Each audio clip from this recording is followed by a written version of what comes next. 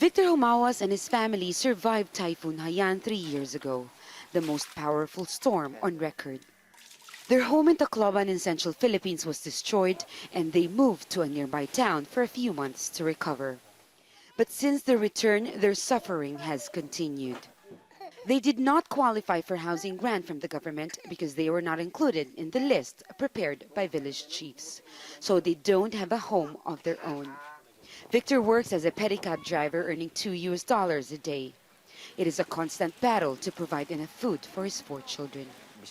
I hope the government can still give me a chance to get a house, so we don't have to live like this. It's been 3 years. I hope this time they listen to our requests.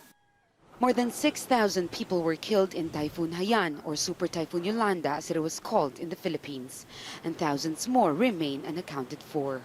Millions of people were left homeless. Entire communities were obliterated. The region's economy crippled.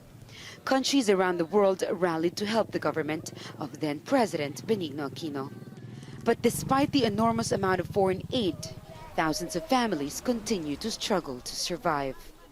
The United Nations call them climate refugees, those displaced by weather-related events like drought, earthquakes, or typhoons.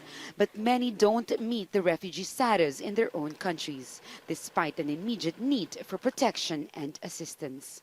The Philippines has already one of the highest population of informal settlers in Southeast Asia. Most of them live in coastal villages like this one, where they are vulnerable to increasingly severe storms. It's been difficult for the government to move them to a permanent housing. Some survivors don't want to move to relocation sites, which are far from their schools and jobs, so many take the long commute on buses provided by the government.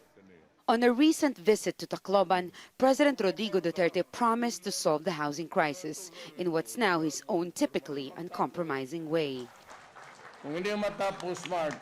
If it is not finished by March, I want you to make 5 crosses, just like Jesus. I will make them carry it around here and then crucify them. It is estimated that more than 13 million Filipinos living along the country's coastlines will have to move as weather patterns change and storms become more intense. Many of those living in poverty feel conditions may be no better in a new place than where they are just now. Jamela, Alindogan, Jazeera, Tacloban City, Southern Philippines.